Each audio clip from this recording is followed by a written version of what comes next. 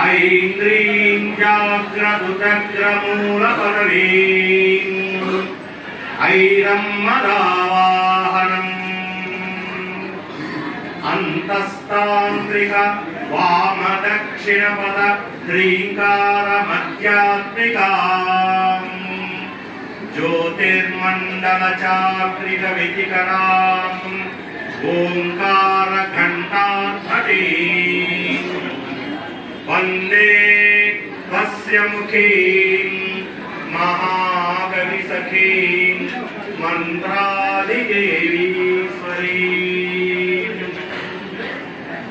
ज्ञानानन्दमयं देवं निर्मलस्फटिकाकृतिम् आधारं सर्वविद्यानाम् సకల శుభాలు కలగాలని స్వామివారిని ప్రార్థిస్తూ ఈ పంచాంగ శ్రవణాన్ని ప్రారంభిస్తున్నాం.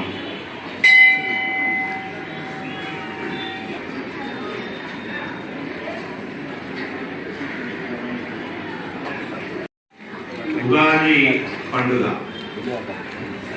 ఈ ఉగాది పండుగకే సంవత్సరాది, యుగాది ఇలాంటి పేర్లన్నీ ఉన్నాయి.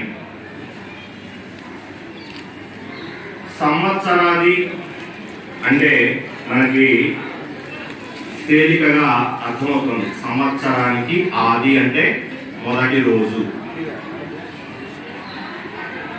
మిగతా రెండు పేర్లు యుగాది, ఉగాది. ఉగాది ఉగా అంటే నక్షత్రం అని అర్థం. అంటే నక్షత్రాలని ఆధారంగా చేసుకుని కాలాన్ని లెక్కించేటువంటి పద్ధతి. మనకి ఉన్నటువంటి ఈ కాలగణన అంతా కూడా ఇప్పుడు మనం చెప్పబోయేటువంటి కాలగణన ప్రతినిత్యం మన యొక్క దైనందిన జీవితంలో ఆచరించేటువంటి శుభకార్యాలకి ఇవన్నీ కూడా నక్షత్ర గణన ఆధారంగానే చేస్తాం. ఇది ఇవాళ నుంచి చైత్ర మాసం మొదలైంది. చైత్రం అనేటువంటి పేరు నక్షత్రాన్ని ఆధారంగా చేసుకునే వచ్చింది.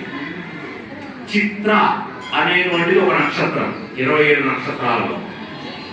ఆ చిత్ర నక్షత్రంలో పౌర్ణమి వస్తుంది కాబట్టి ఈ మాసానికి చైత్ర మాసం అని పేరు. అదే విశాఖ నక్షత్రంలో పౌర్ణమి వచ్చింది అనుకోండి, వైశాఖ మాసం అని పేరు. పౌర్ణమి తిథి ప్రతి సంవత్సరం కూడా చైత్ర మాసంలో చిత్రా నక్షత్రంలోనే ఉంటుంది. వైశాఖ మాసంలో విశాఖ నక్షత్రంలో ఉంటుంది. జ్యేష్ఠ మాసంలో జ్యేష్ఠ నక్షత్రంలో ఉంటుంది. అంటే నక్షత్రాన్ని ఆధారంగా చేసుకొని మన నెలలకి పేర్లు వచ్చాయి. అదే పూర్వాషాఢ లేదా ఉత్తరాషాఢ నక్షత్రంలో పౌర్ణమి వచ్చింది అంటే ఆషాఢ మాసం. అంటే ఇలా నక్షత్రాలని ఆధారంగా చేసుకొని కాలగణన చేసినట్లయితే అది ఉగాది. దాన్నే మనం చాంద్రమానం అనే పేరుతో పిలుస్తున్నాం. అంటే చంద్రుడు పౌర్ణమి రోజున చిత్తా నక్షత్రంలో ఉండే చైత్ర మాసం.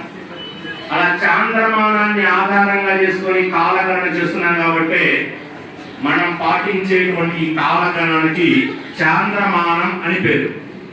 మనం పెళ్లి శుభలేఖల్లో కానివ్వండి, ఏ శుభలేఖల్లో అయినా సరే స్వస్తి శ్రీ చాంద్రమానేన అని చెప్పడానికి కారణం, వేసుకోవడానికి. పరాభవం అనగానే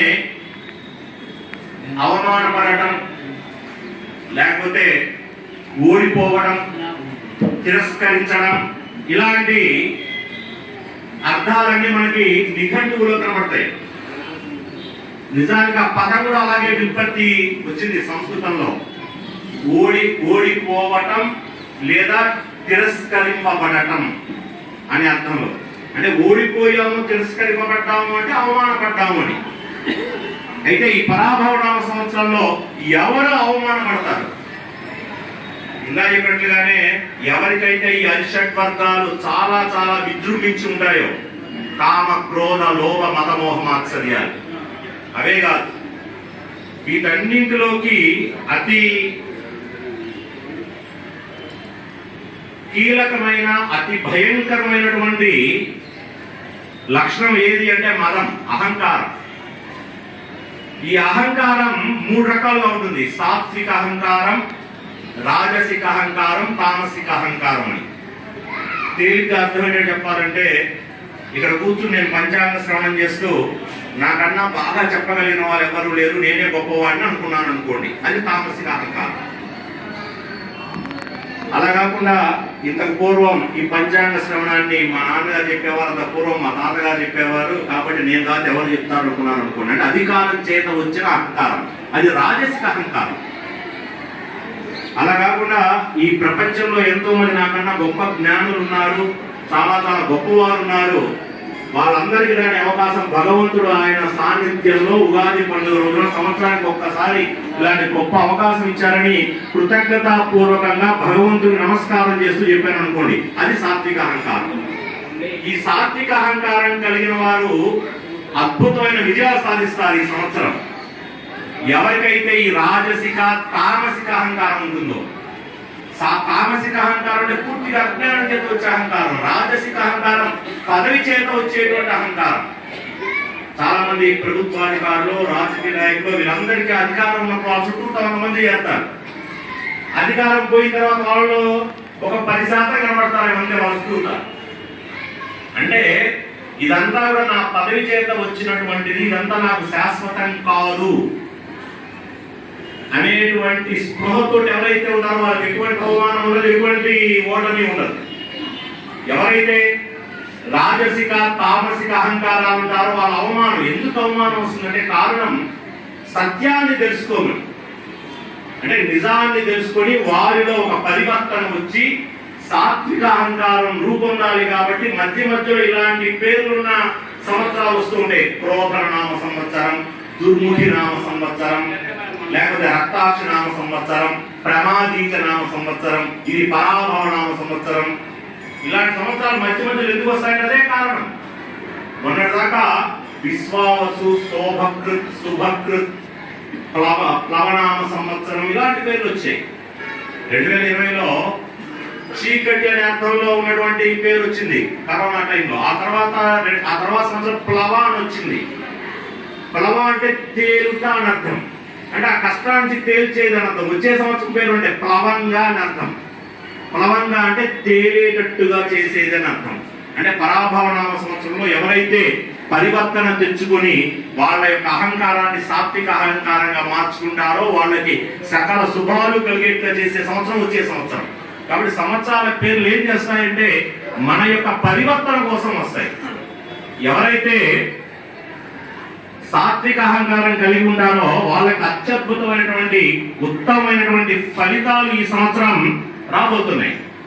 ఎవరికైతే రాజసిక తామసిక అహంకారాన్ని కలిగి ఉంటారో వాళ్ళకి అవమానం కూడా వాళ్ళకి తప్పనిసరిగా జరిగి ఆ పరివర్తనం వాళ్ళలో వచ్చే అవకాశం కనబడుతోంది. ఉగాది రోజు ఈ పంచాంగ శ్రవణం అంటే భగవంతుని యొక్క ప్రకృతి ఇచ్చిన 6 రుచుల ప్రసాదం. ఎందుకయ్యా అంటే 6 రుచులతోటి మన ఇందాక చెప్పినటువంటి 6 చక్రాలని బ్యాలెన్స్ చేసుకోవడం కోసం 6 రుచులు. అదే ఏదన్నా ఒక రుచి ఎక్కువ తినాలనిపిస్తుంది కొంతమంది కారం చాలా ఎక్కువ తినాలనిపిస్తుంది. చూడండి, వాళ్ళ కోపం చాలా ఎక్కువ ఉంటుంది. దాని అర్థం ఏంటి అంటే మూలాధారం ఇంబ్యాలెన్స్ అయిన అర్థం. కొంతమంది బాగా పులుపు తినాలంటుంది కోరిక. పులుపు తిన్నారు అంటే దాని అర్థం పులుపు అనాహత చక్రాన్ని సూచిస్తుంది. అనాహత చక్రం అంటే సరిగ్గా హృదయ స్థానంలో ఉంటుంది.